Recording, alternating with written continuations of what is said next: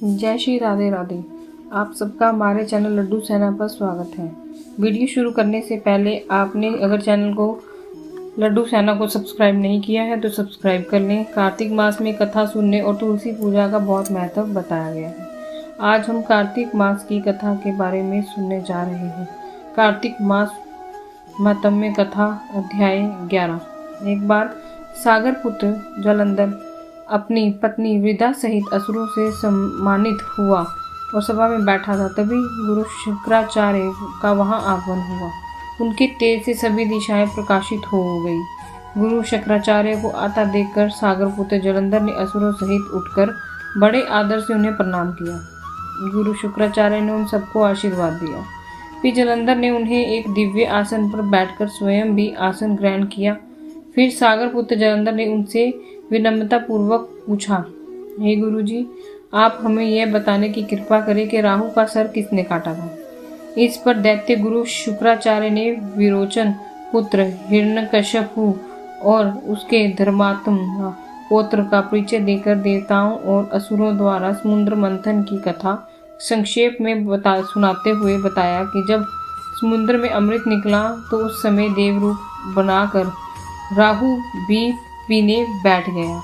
इस पर इंद्र के पक्षपाती भगवान विष्णु ने राहु का सर काट डाला। उसने गुरु के मुख से इस प्रकार के वचन सुनकर जालंधर को क्रोध की सीमा न रही।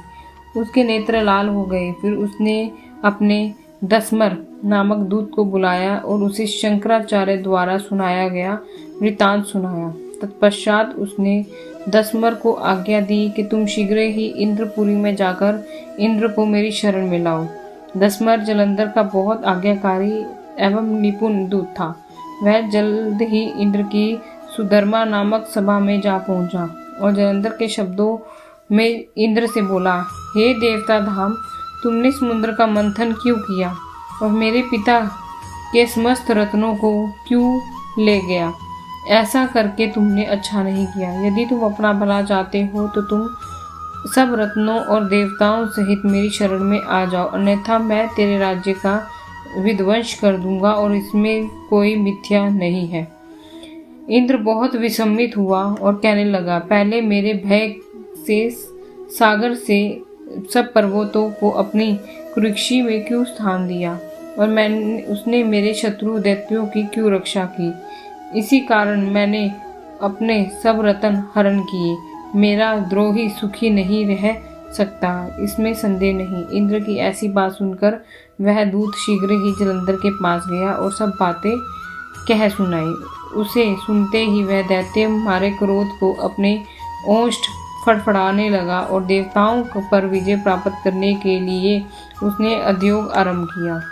फिर तो जब सब दिशाओं में पाताल से करोड़ों करोड़ों दैत्यों उसके पास आने लगे। शुंभ निशुंभ आदि करोड़ों सेनापतियों के साथ जालंधर इंद्र से युद्ध करने लगा। शीघ्र ही इंद्र के नंदन वन में उसने अपना सेना उतार दी। वीरों की शंख ध्वनि और गर्जना से इंद्रपुरी गूंज उठी। अमरावती छोड़ देवता उससे युद्ध करने चले। भयानक मारकाट हुई। असुरों ने गुरु आचार्य शुक्र अपनी मृत्यु संजीवनी विद्या से देवगुरु वनस्पति द्रोणागिरी से औषधि लाकर जलाते रहे। इस पर जालंधर ने क्रोध होकर, मेरे हाथ से मरे हुए देवता जी कैसे सकते हैं, जिलाने वाली विद्या तो आपके पास है। इस प्रकार शुक्राचार्य ने देवगुरु द्वारा द्रोणाचार्य से औषधि लाकर देवताओं को जिलाने की बात कह दी।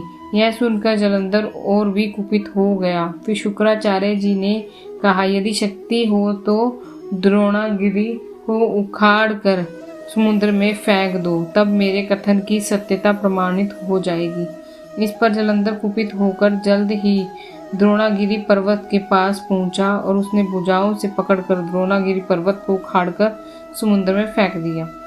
यह तो भगवान शंकर का तेज था, जिसमें जालंधर की कोई विचित्रता नहीं थी। तत्पश्चात यह सागर पुत्र युद्ध भूमि में आकर बड़े तीव्र गति से देवताओं का संहार करने लगा।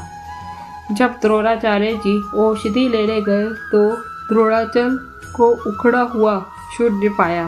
वह भयभीत हो देवताओं के पास आए और कहा कि युद्ध बंद कर दो, जलंधर को अब नहीं जीत सकोगी। पहले इंद्र ने शिवजी का अपमान किया था, यह सुन देवता युद्ध की जय की आशा त्याग कर इधर उधर भागे गए। सिंधु सुत निर्भय हो अमरावती में घुस गया। इंद्र आदि सब देवताओं ने गुफाओं में शरण ली। आपको हमारी वीडियो कैसी लगी कमेंट करके ज़रूर बताएं। राधे राधे।